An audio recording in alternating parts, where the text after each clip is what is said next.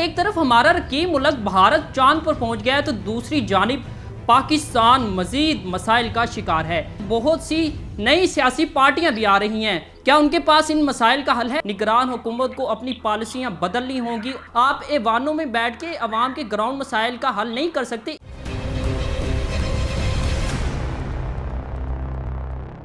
औज़ुबिल्लाहिमिनश्शैतानिर्रजीम बिस्मिल्लाहिर्रहमानिर्रहीम। खबर पॉइंट के साथ आपका मेज़बान हाफिज़ असद चौधरी आपकी खिदमत में हाजिर है। नाज़रीन, एक तरफ हमारा रकीब मुल्क भारत चांद पर पहुंच गया है तो दूसरी जानिब पाकिस्तान मजीद मसाइल का शिकार है।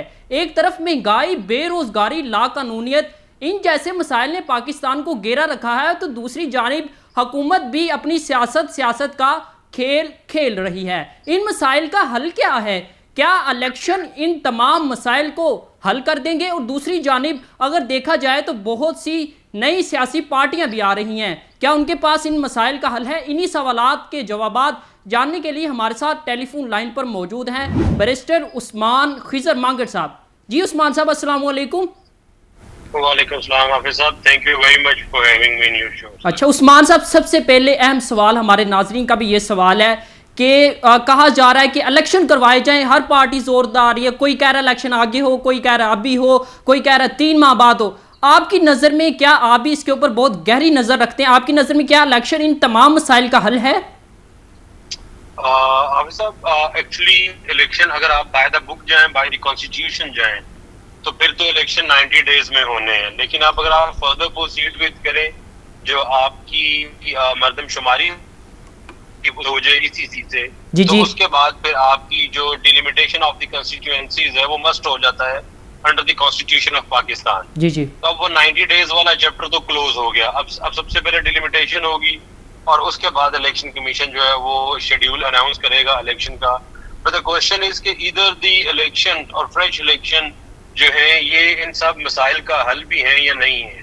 बात ये है हाफिज साहब के इलेक्शन ऑफ कोर्स जब एक मुल्क में पॉलिटिकल स्टेबिलिटी आती है तो उसका बिजनेस पे भी असर होता है, उसका आपकी इकोनॉमी पे भी असर होता है, हर चीज को वो जो है ना जी हिट कर रही होती है और उसका असर होता है। लेकिन the answer is still the doubtful. इसमें डाउटफुल है ये कि क्या फ्रेश इलेक्शन के बाद भी जो इलेक्शंस होंगे उन इलेक्शंस को मान लिया जाएगा। ठीक है, जैसे लाइक पाकिस्तान में कल्चर प्रमोट हो चुका है कि जोन सी पार्टी जीतती है वो कहती है कि जनाब इलेक्शन फेयर हुआ है, और हारने वाली पार्टी कहती है कि जो इलेक्शन है ये कॉम्प्रोमाइज्ड इलेक्शंस थे।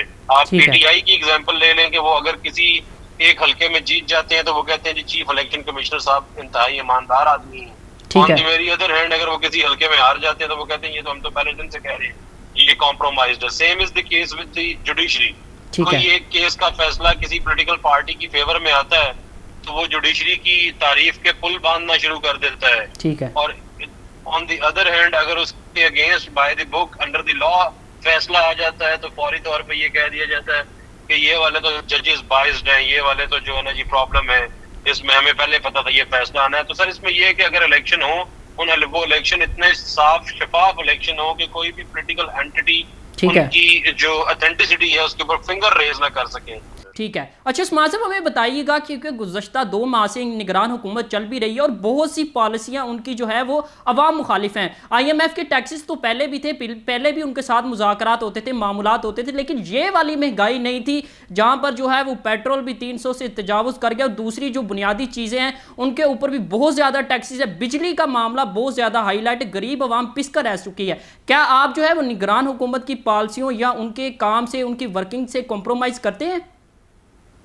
तो निगरान हुकूमत जो है बेसिकली आप इनको निगरान हुकूमत न कहें।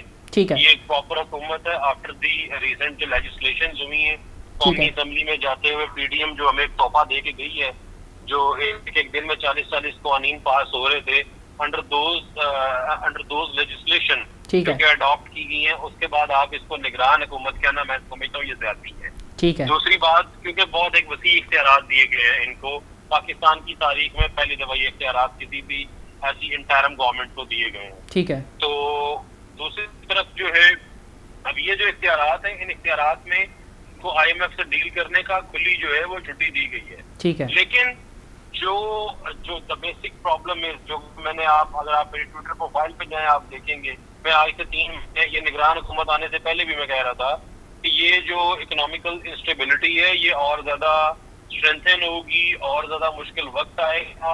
और मैं आज भी कह रहा हूँ कि इससे भी ज्यादा मुश्किल वक्त जो है वो आगे हमारा इंतजार कर रहा है। ठीक है। क्योंकि आप देखें, आपको $3 बिलियन IMF ने रिसेंट आपकी जो कर्जा है अप्रूव किया है जी, इस तरह ही है। जबकि $36 बिलियन पाकिस्तान ने दिसंबर में पे ऑफ करने हैं। ठीक है। $3 बिलियन कर्जा लेके आप इंतहाई खुश हैं कि मुल्क डिफॉल्ट से बच गया है। ठीक है। जबकि दिसंबर में आपने $36 अरब वापस करने हैं। ठीक है। वो $36 अरब सर काकड़ साहब ने अपनी जेब से नहीं करने हैं, या चीफ ने जो कि इंटरिम चीफ मिनिस्टर्स हैं उन्होंने अपनी जेब से नहीं करने हैं। ठीक है। वो अवाम के ऊपर ये महंगाई का जो पहाड़ है यही गिरा के अवाम की जेब में से निकालने हैं। ख्वाह वो पेट्रोलियम प्राइसेस, जो पेट्रोलियम प्रोडक्ट्स की प्राइसेस हो, ख्वाह वो आपकी इलेक्ट्रिसिटी बिल्स जो है उसको इंक्रीज कर दिया जाए, गैस को इंक्रीज कर दिया जाए, जो डेली कमोडिटीज यूजेस की कमोडिटीज हैं उनको महंगा करके ये $36 अरब सर अवाम की जेब से निकलने और ये दिसंबर में पे ऑफ करना है आपने। उस्मान साहब, अगर देखें तो हमारे साथ ही हमारा रफीक मुल्क है Afghanistan.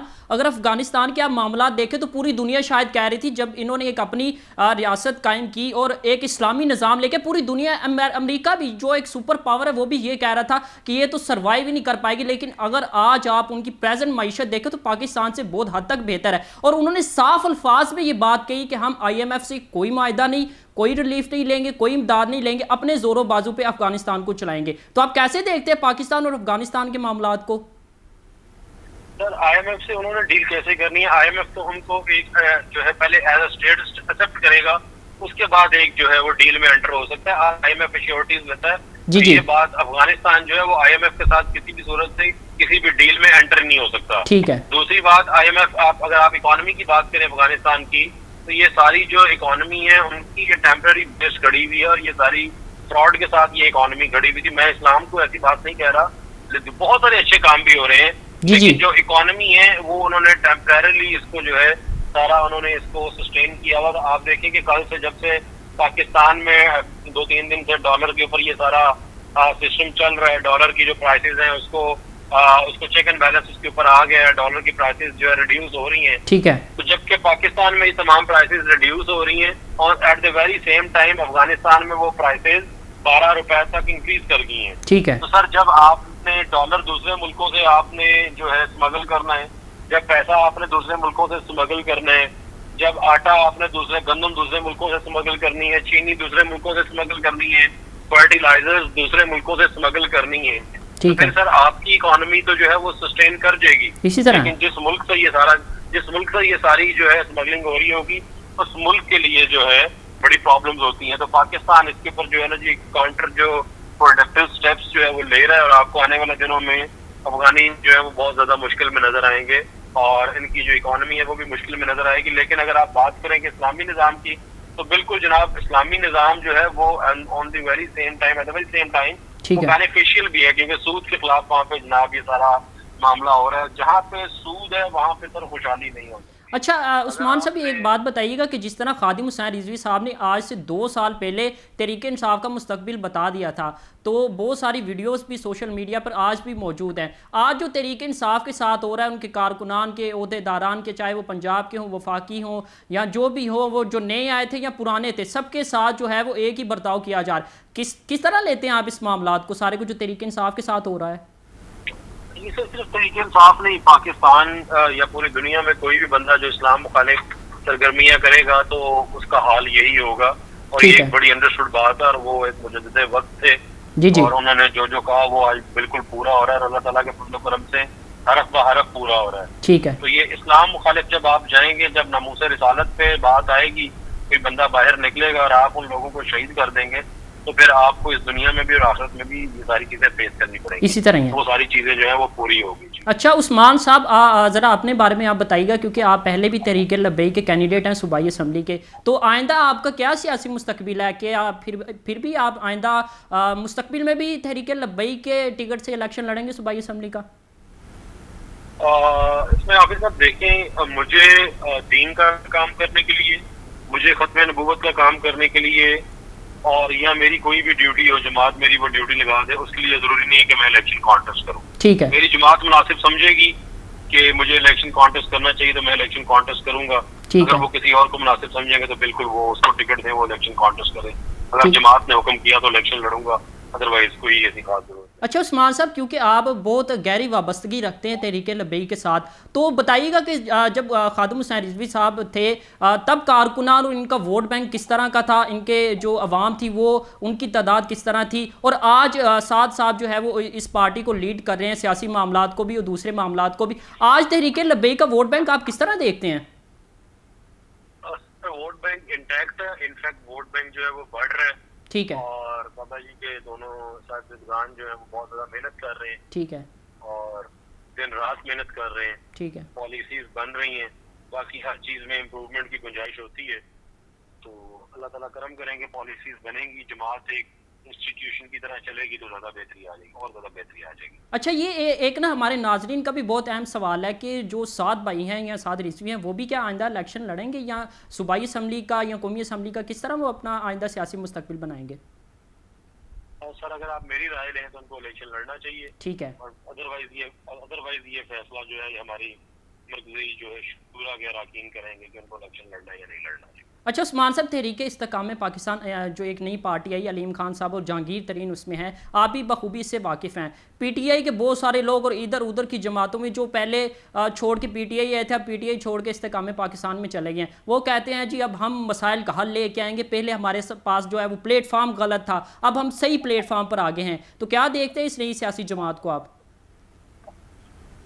Sir I wish them very good luck. जो उन्होंने अपना एक मैनिफेस्टो अनाउंस किया है, ठीक है, वो तो बड़ा एक अट्रैक्टिव किस्म का मैनिफेस्टो है। अदरवाइज अगर आप उसको तरीके इस्तेकाम पाकिस्तान पार्टी कहें तो वो शायद ज्यादती होगी। अगर आप उसको इस्तेकाम ख्वाजा पाकिस्तान पार्टी कहें अच्छा, तो बहुत ज्यादा अच्छा ये इसका प्रॉपर आंसर होगा।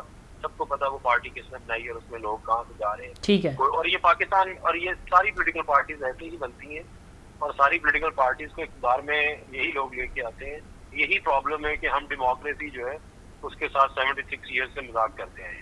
जैसे बाकी सारी पॉलिटिकल पार्टीज बनी है वैसे तरीके इस्तेकाम पाकिस्तान भी बन गई है।